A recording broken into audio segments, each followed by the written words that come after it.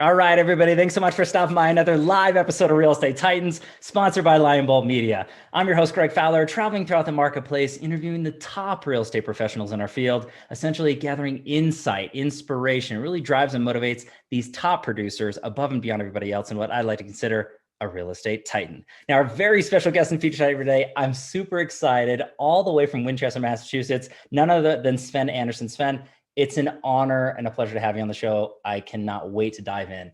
Thanks so much.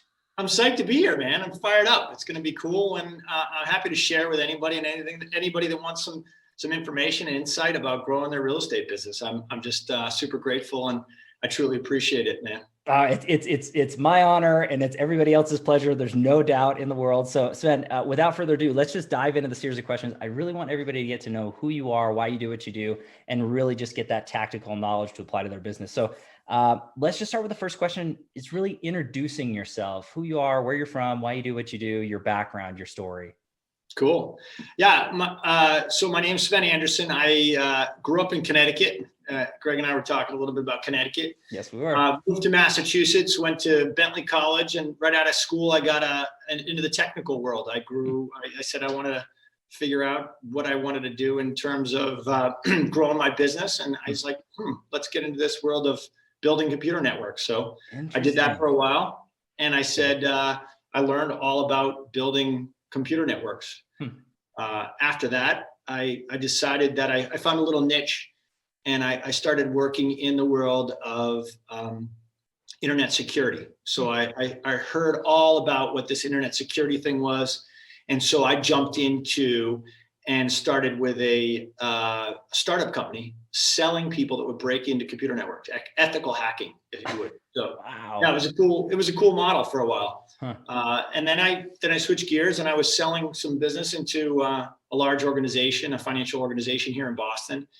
And after a year and a half of juggling that, after dealing back and forth with purchasing and on all these other things where there was no real decision maker, I would be talking to one person, and then they'd go to this person and this person, and then finally go to the purchasing department. And at the end, they'd say, drop another 10 to 15%, or else we're not doing a deal. So wow. I got to the point where I'm like, I don't want to do this because I'm not dealing with any decision makers. And so I switched gears out of that, and I joined another internet startup company, which was different.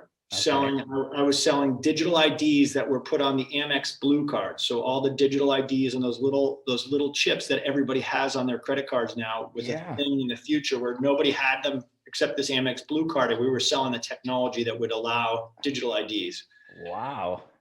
That started the company. Yeah, it was pretty cool. So the story's pretty cool, but so my wife looks at me and she's like, well, I started with this company. I was growing this out and selling into the verticals of telecommunications. So I was traveling all over the country.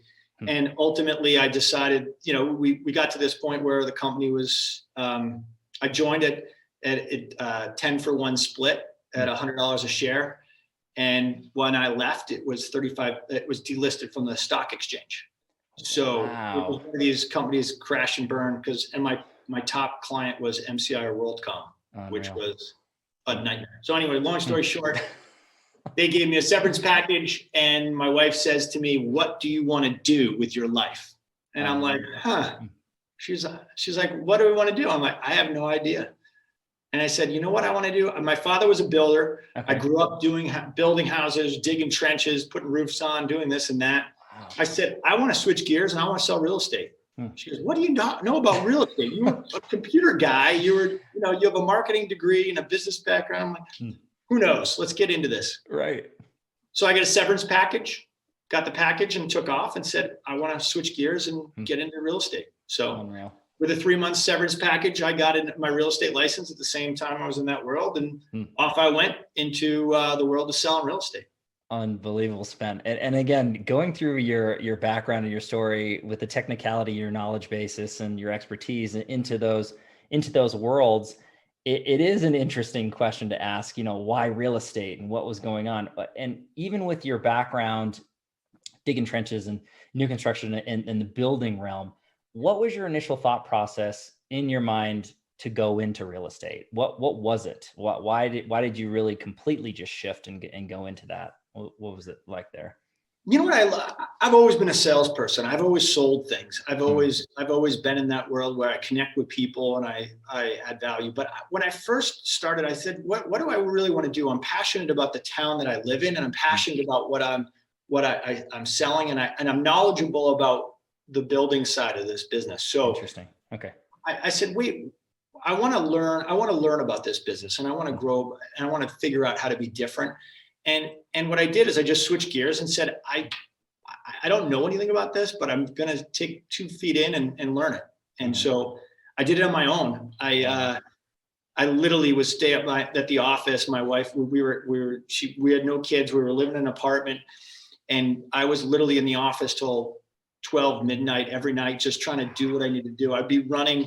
I would be running I did something different. I actually was the first guy that I bought 20,000 laminated cards, and I would run them through the printer at night at 12 o'clock when nobody was there. So I would be, the just listed cards would be like this thing, and I would be running through the printer, and the next morning the printer wouldn't work right.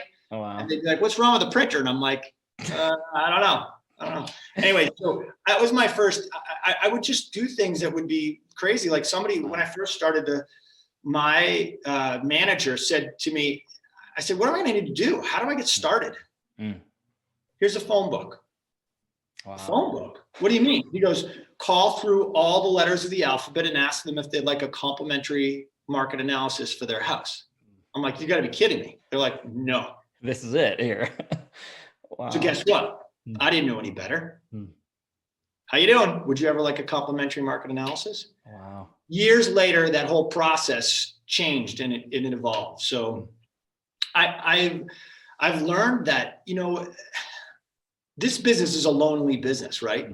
It's a weird business. It's a business that you unless you're with somebody and being guided as a mentor, you're like this kind of a homeless person. It sounds kind of weird to use that analogy. Sure. But it's like you're wandering around trying to figure out where you fit. Like, what do I need to do? How do I get better? Like, how do I accelerate my learning and my path to success? How do I do that? And so I always found out like there was nobody at this firm that would really guide me the right way. They were just like, figure it out. And I was like, wow. And this was 20 years ago. So it was a little different in the sense of, what people would do as mentors and how this happened. And I guess what I learned is that it was challenging. It was challenging. When I first got in this business, I remember going to the person that was one of this pretty senior sales agents. And I said, I'm really excited to work with you and learn a little bit about how to do business. And they're like, you should get out of this business. You're never going to make it in this world, in this town, in this business. And I said, oh, okay. Unreal. That was a fire because I was always competitive. I went to Bentley in college here, or university here in Waltham, Mass. And I played competitive tennis during college and after college. And awesome. I just was like, that's going to be the fire that fuels me, and that the fuel that fires me. And like, I'm so fired up to like crush it. And so I just said, I'm gonna make something about. I'm gonna change the way my path is, and I'm not gonna let other people tell me what I'm gonna do. I'm gonna create my own path. And I think that's what. It's hard in this business though, because if you're starting off, you're not sure how to go, where to go, what to do. Well, and I think to that nature, it's, a lot has changed in 10 years. A lot has changed in 20, 30. I mean, there's always evolution through an industry or, especially into real estate and how things have adjusted. But you've really had that progression in your career and in your life to really create what you've created in the team and the reputation that's out there. So just share a little bit with everybody who's watching or listening, Sven, is from the beginning, what was your path like? How did you land in Keller Williams? And then obviously, build this beautiful team that's growing and, continues to. So what did that look like as you were weaving through your career? Yeah. So when I first got started, I hate paperwork. I just hate it with a passion. I suck. I do not like to fill out paperwork. I'm the guy that will talk to you. I'll do anything. And then somebody's like, hey, you've got to fill out these 30 pieces of paper. And I'm like, let's automate this. Let's figure out how to audit. Like, let's just put it in the system. And So I was the first guy with an iPad that would sign on it. And they're like, we can't take this. I'm like, it's the same form. It's just in a digital format. They're like, eh. So anyway, I would push the envelope all the time. Love it. And after the first year in real estate, I hired my first assistant. I sold the house. This woman walked in and said, she goes, I don't know what to do, but I want to do something with you. I was like, what do you mean something with me? She's like, I want to work for you. I'm like, but I don't know what to do with you. I have no idea. Like, she's like, I can do anything. And I'm like, okay, well, she was an older woman and she was a nice person. And I said, great, you have a job. Let's go. Let's figure this out. So we worked together for 5 years. I taught her all about the business. She handled all the paperwork, which was perfect. And I handled all the other pieces. Okay. As I grew from there, I basically wanted to find out how to add people to that. And I just added a person to our team. And as a real estate professional, but you have to add one person, and that first person is an admin person if you're trying to grow a team, because that's the most critical part. And you have to actually talk to people with what you want to take on and what you don't want to take on. So if there's things that you like, keep those things. If there's things you don't like, get rid of them and actually put them on a piece of paper and say, this is a job description for somebody. Brilliant. Because if you don't start that way and you don't do that, then you're not going to grow the right way. So if there's things that you hate doing, write them on a piece of paper, and that's a job description for somebody. That was my first job description. And my wife's like, that's the smartest thing you could have done. It's brilliant. Yeah. Who knows? I didn't know. I was like, I just want to figure it out. And I hate paperwork. So so it's the necessity that kind of drew out that hire or that acquisition, for position. But I think that, furthermore, there's so many people that are tuning in and they're really understanding where you're coming from is try to leverage yourself in the best possible ways. And really you're breaking it down to people, systems, and different levels of technology. How can you really be the best version of yourself, focus on what you love and what drives and motivates you and gives the best end result to buyers and sellers, but then also, building a wonderful team around you of people, tech or systems that are going to allow you to help more families, to help more lives, to grow into a larger scale. And, you doing that immediately within the first year, thinking this way, Sven, is incredible. And, I would encourage anybody who's watching or listening to do exactly what you just said, make those lists, see what you're currently doing, what you love, and keep doing. But the things that you don't, but still have to get done, job description. I love it. It's just as simple as that. I mean, it's brilliant. I mean, I don't know. Here's a situation, right? Like you can always be better, right? I'm a firm believer. Like I learn every single day. If I'm not reading a book a week, I'm not learning and growing, and I'm always about that. And so, and if for people that are learning about that, I'm literally on the bike or on the treadmill because I've done a half Ironman and I'm going to be doing some more.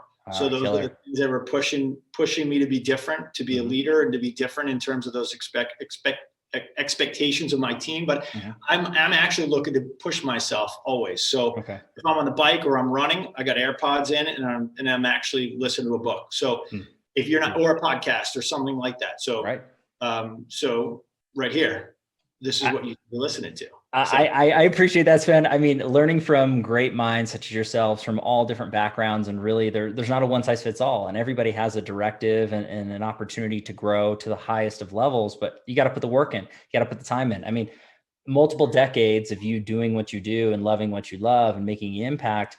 I really want everybody to know about the team. So let's talk about the team and how that was formed, where you're currently at. And let's talk about growth for that, because I know you guys are growing, and I would love just more information there too. Yeah, absolutely. So we're a team of 10, 9 as of today, by 10 by next week. Okay. So we'll be growing to that level.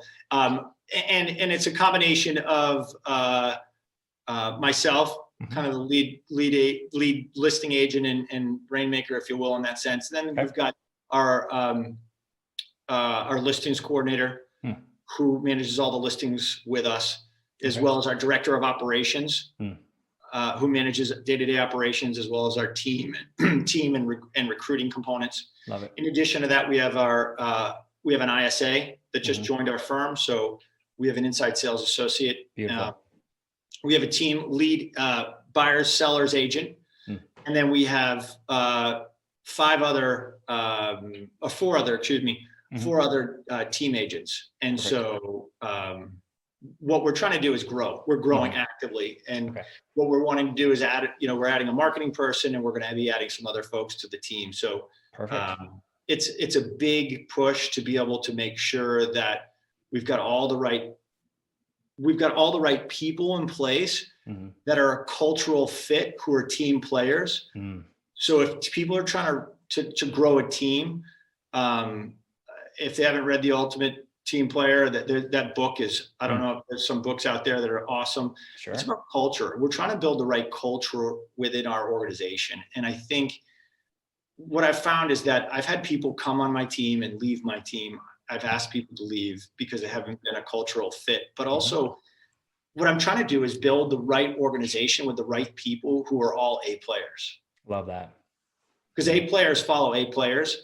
And what I found is that if I change the standard for what we're building and how we're holding people accountable, they don't like that. I had one conversation with one of my team agents, Kara, and she said to me, I was with a different firm before, and I joined your team. And I just want to tell you how much I appreciate the camaraderie of the team and the accountability component of it to keep me on point. It's huge. Yeah. And I was just said to myself, that's really, really powerful to be able to say that you did it on your own. You tried it on your own. It wasn't successful. And this person's actually exploded, and she's done an incredible amount of business. She's going to do more this year. She's going to double her business. And what I found is that if you help groom people the right way and lift them up and guide them and help foster success and growth, and let other people around them see that, other people want to be lifted up and grow. And I think that's a big, big piece of growing as a team. Yeah. And I think there's a lot to be said about it. But I mean, ultimately, we just fell shy of $100 million last year in terms of 2020. Okay. We're going to be on track to do between 185 and 200 million this year. And so we've got a big push to make sure that we front load all of our marketing, which is, if somebody's not doing that, you should be thinking about that, where you front load your marketing dollars for the first quarter to the first half of the year.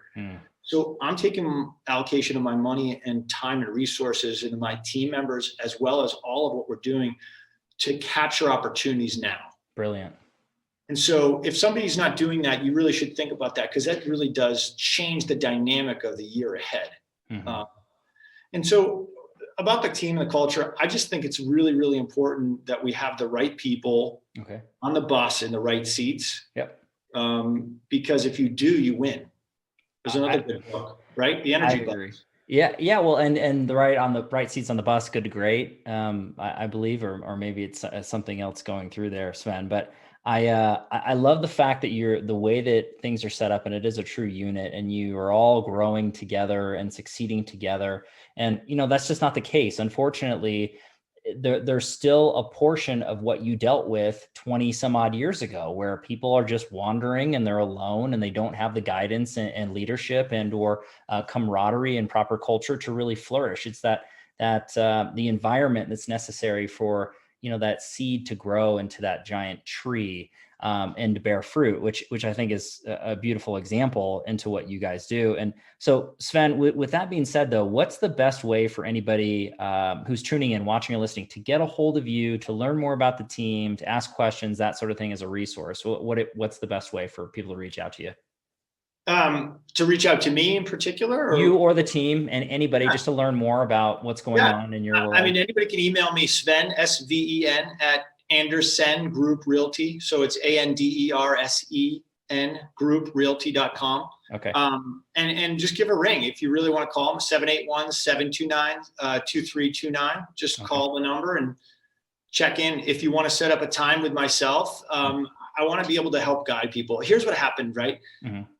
I never had the resources to be able to connect at a high level with other top producing agents. And quite honestly, unless I was part of the Howard Brinton group of folks that were doing some different things, and I was part of some different groups, Cyberstars and all these other older groups.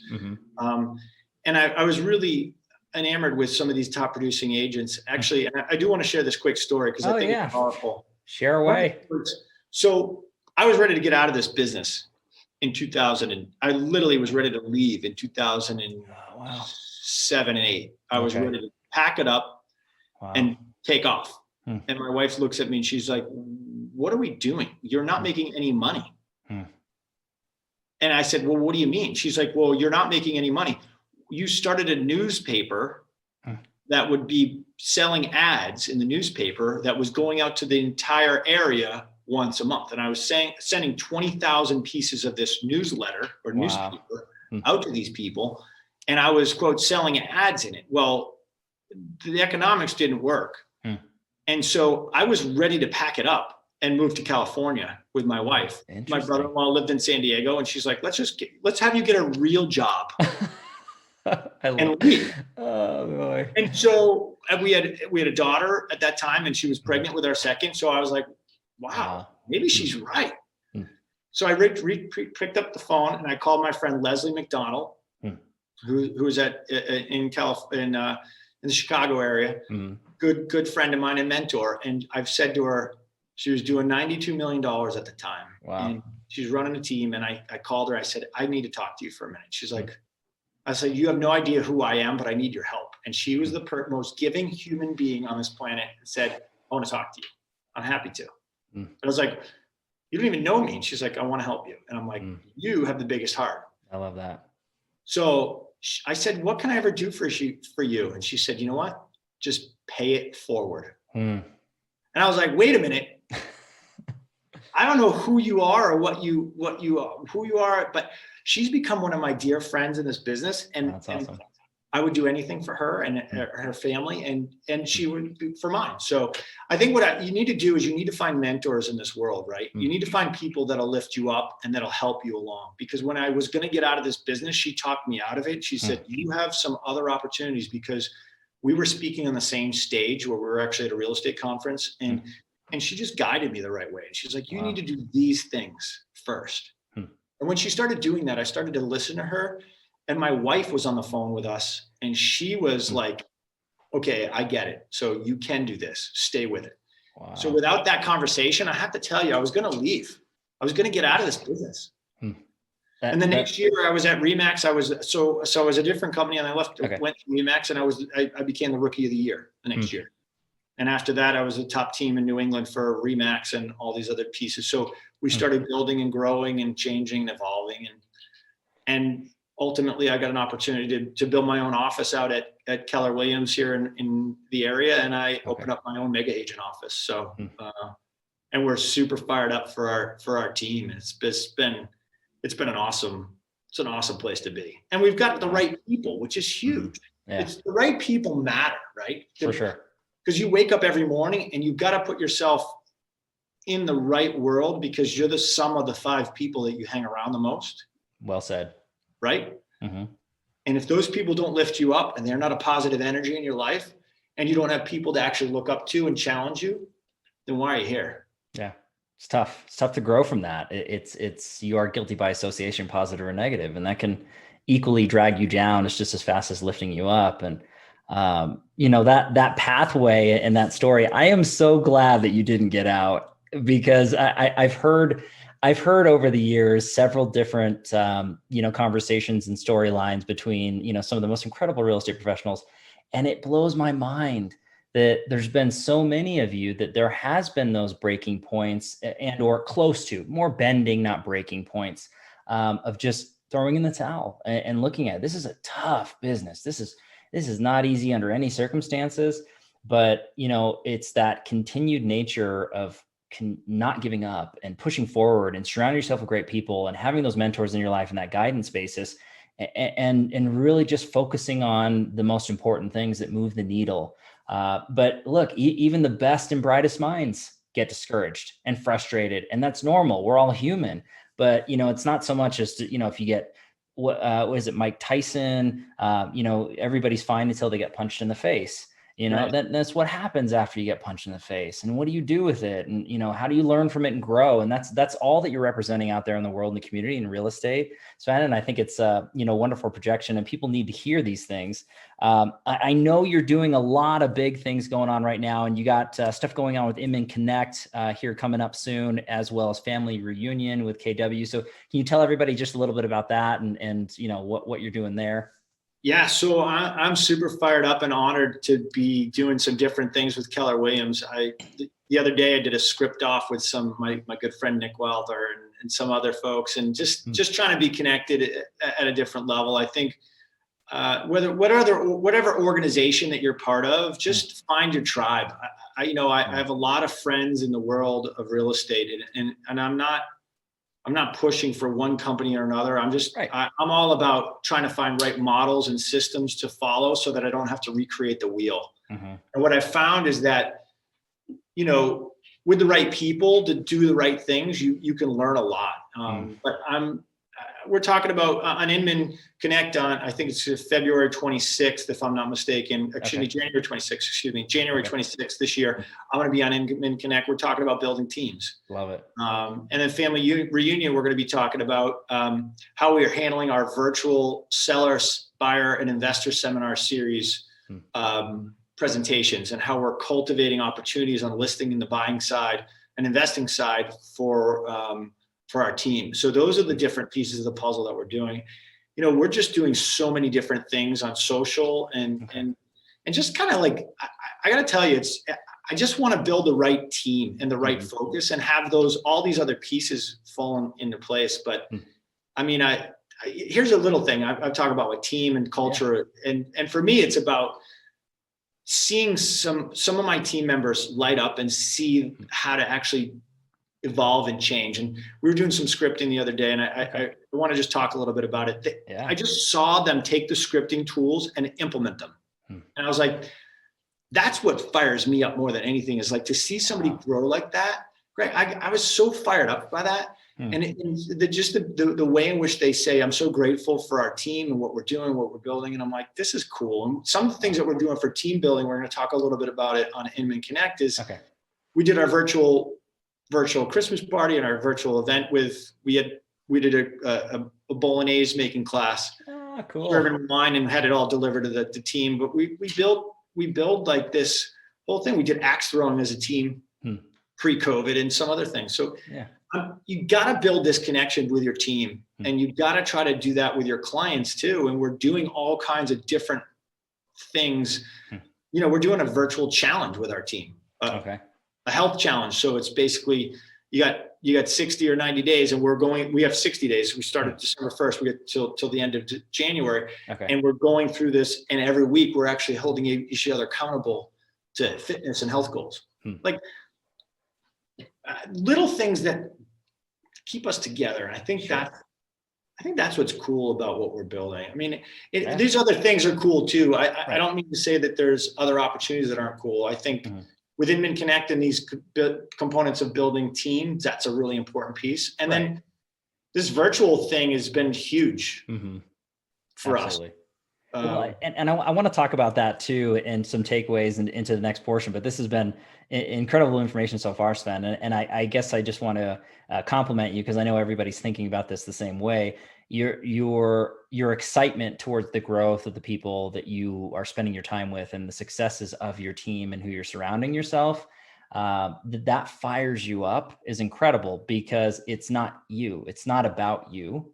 It's about them and everybody else in your life and in your world. And, correct me if I'm wrong, but that's probably a big portion of why you're so successful, why the team is so successful, is because it's nurtured, it's cared for. It's not just a dollars and cents sort of standpoint, or very transactional. And hopefully everybody took that away. I love to have that reflection to push everybody to think of what their current situation and or environment is. And are they getting those tools? Are they getting that nurturing? Do they have somebody like you, right, who's really caring for what they're doing with their lives and with their businesses? The answer is no. I don't know. I mean, you really got to have some hard thoughts into your mind, into your brain that way. But yeah, I just love this representation, and amongst so many different reasons why I consider you a Titans fan. It's just incredible stuff. But I do want to shift it to the tactical portion. You've given so many nuggets already. So, but I know you're a wealth of knowledge. We could just go on and on. But if you could look back at your career thus far, and whether it's into building the team or as an individual producer, or what you've seen really stick into your business, a few things that you added that it really moved the needle for growth. Any advice that you give anybody who's watching or listening? What's that look like? Video. All right. Tell me more. Tell me more. This is good.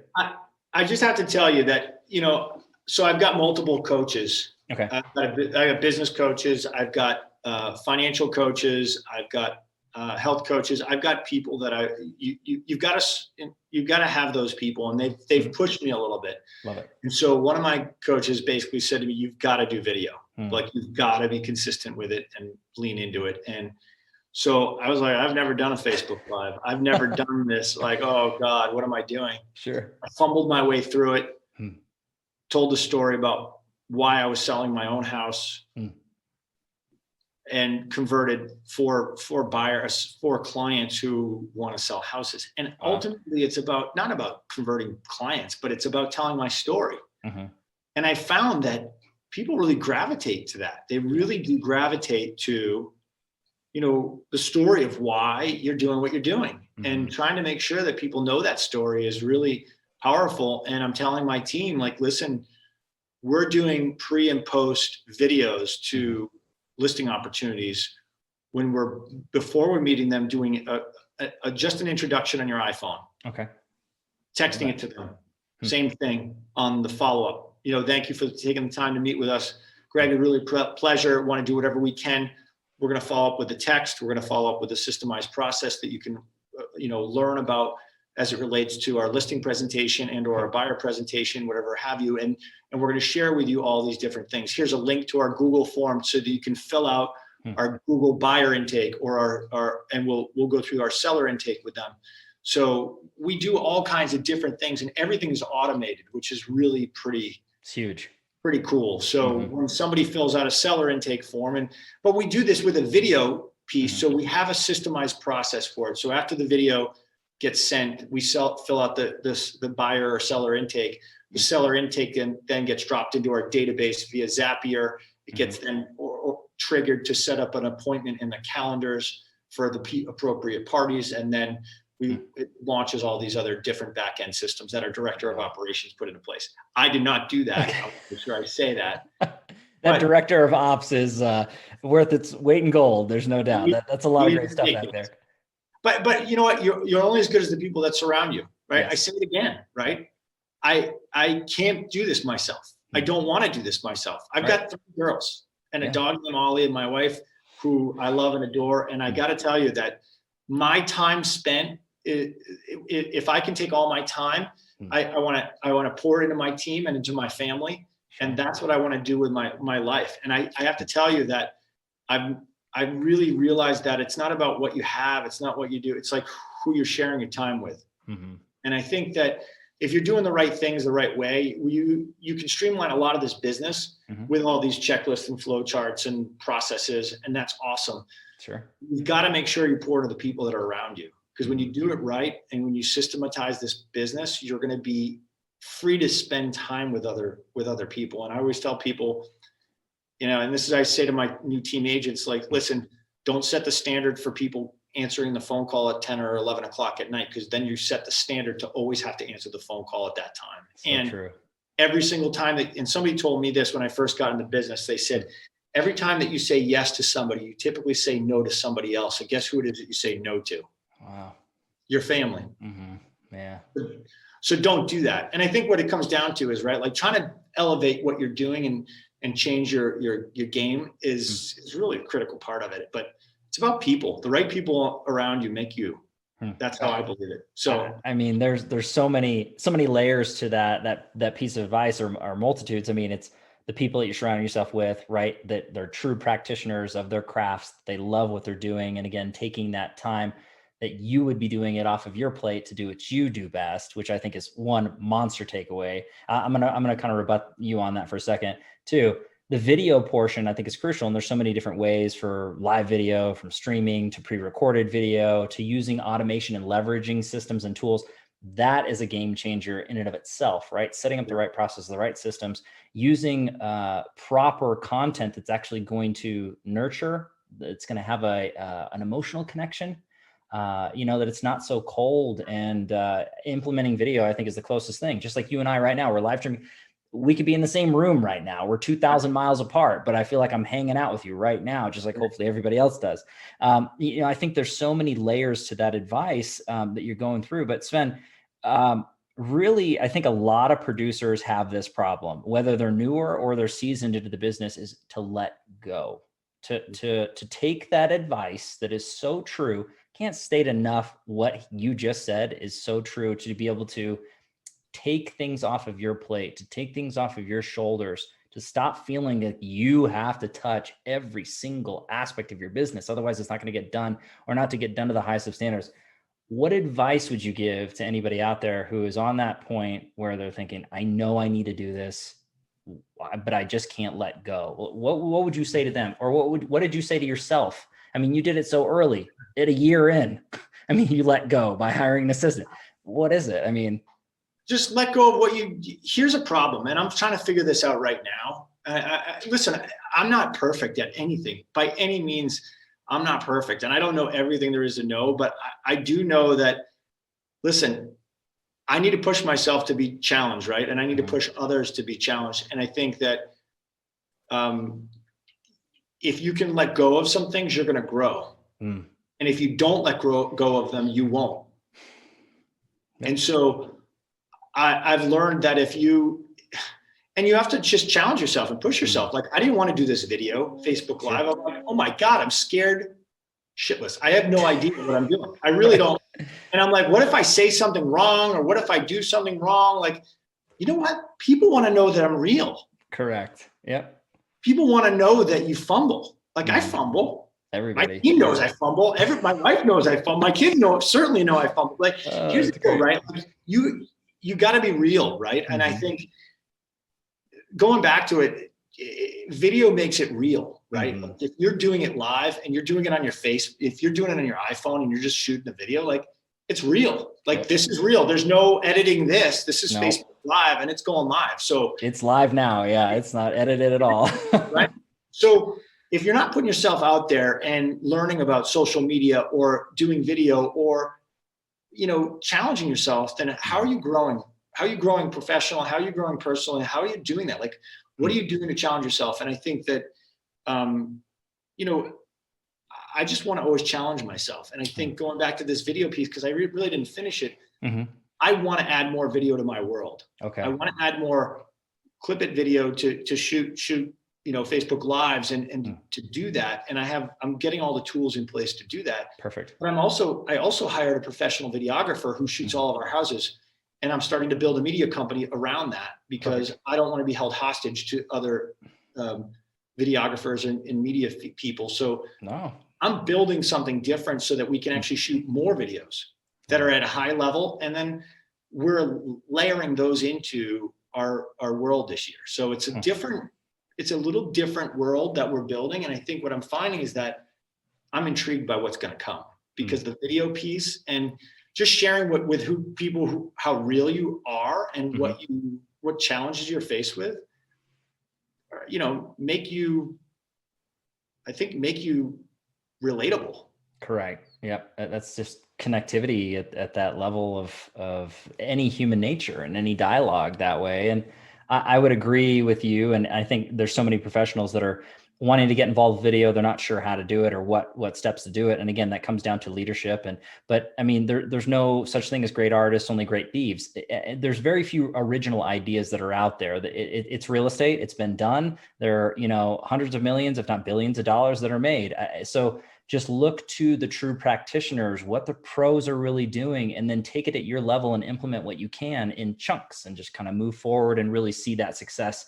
Once revenue comes in the door, then how do you reinvest and make more revenue, right? Help more families, help more lives, grow the team. I think that just kind of comes in through evolution of your career. You don't start, in chapter 100 the first day, right? You got to work your way through the chapters of your life. You can accelerate some of that as everything that you're saying and more, Sven. And I think that it's really, really huge notes to take away. A lot of times when I have these conversations on the digital end, especially with marketing, I mean, it really looks at it from video. To your point, you got to have your hook. You got to have, in a noisy world that we live in, and not just real estate, but business. If you look at any media that's out there online, there's a ton of people with products and services and lives and things that they're doing and sharing. So how do you stand out amongst all of that noise, first and foremost, to get people's attention to stop? And then the second layer is, once you have their attention, then how long can you keep it? That's really it at the end of the day. Whether it's 10 seconds, whether it's 30 minutes, hopefully everybody's attention is still on this after, I don't know how long we've been chatting, Sven, but it's been great. But you get the point, right? I mean, you're living proof of putting in the work, thinking about the end result, and really systematizing it in a way that can be scaled. And that's it. I mean, there's no secret, right? I mean, not at all. Yeah. So speaking of that, and you need to read this book if you haven't, Hook Points. I have not. So to your point, that's this book. Okay. In a nutshell. So he's written 2 books, 100 million followers. Okay. And Hook Points. These 2 books are super powerful. So much to the point that I hired Brendan. Wow. That's so big. Why is that so important in this digital age? To your point, it's so critical that you connect with people and you have 30 seconds to do it. What is the right messaging? Right. What is the right connection? How do you do that? How do you grow it? How do you connect with those people? And what do you say or do to get somebody to react, to want to actually scroll through the Instagram feed or Facebook feed and actually say, I want to watch that? Yeah. How do you do it? What is it? What's the hook? Yeah. And so what we're doing is we're figuring that out as a company. Brilliant. To be able to lean into that process and take next steps. Like I'm all about trying to figure out how to actually build our brand and elevate it and make sure that we take next steps to be able to implement it. And I got to tell you, that book is awesome. So Hook Points, Love Brendan that. Payne. Love that. And you mentioned another one too. What was the second book? There was Hook Point. 100 million followers. Okay. Very cool. And yeah, I mean, Sven, this has been. Or 1 million followers. Yeah, 1 million followers. Sorry. 1,000,000. Well, million, yeah. We'll have it in the comments below, everybody. I'll look it up. I will make sure that everything is in there. All Sven's contact information, that he shared. And then I encourage everybody to follow this man on all medias, really learn from one of the best and brightest minds. Please feel free to reach out if you have any questions directly to it. Hopefully I'm not throwing you under the bus there, Sven, but this is awesome. I appreciate you taking the time and sharing, and I want to be able to help others. I don't want to be have that person like, hey, get out of this business. I think it's so hard for people to do that. And you know what, I just want to be able to help others. And I found out that, the more that you give, the more you get. And I got to tell you, I just want to make sure that people do that, because I think that it's hard in this business to be able to figure out what steps to take. And I think it's all about that piece. So I actually block time on my calendar to help other people. Wow. and our team. And so I want to make sure I do that for anybody that's listening to this podcast and or live Facebook feed. If there's questions, email me and I'll try to figure out how to help you. I think nobody else did that for me, but I want to make sure I pay it forward as Leslie did for me. So and she did it for me. So I want to pay it forward to other people. It's pretty powerful. You did it today and then some, Sven, but yes, please, anybody out there, reach out. I can't thank you enough for taking the time, Sven. You are an official real estate titan, so I have to dub that in there. That is a title that you can bear forever. No one can take that away from you. So, but I appreciate it. It was an honor and a pleasure. And everybody out there as well, it's an honor and a pleasure. Thank you so much for taking the time, your love and support with what we do with Real Estate Titans. Like us, subscribe us. You know what to do at this point. I do need to give our sponsor a quick shout out, Lion Bolt Media. If you are in real estate, you're looking at the digital end to grow and scale your brand and your presence in your local market, convert to more transactions, visit lionboltmedia.com. We are live here on Real Estate Titans every Tuesday afternoon with a different Titan in a different location. We'll catch everybody in the next live episode of Real Estate Titans. Take care. Thanks, Sven. See you, bud.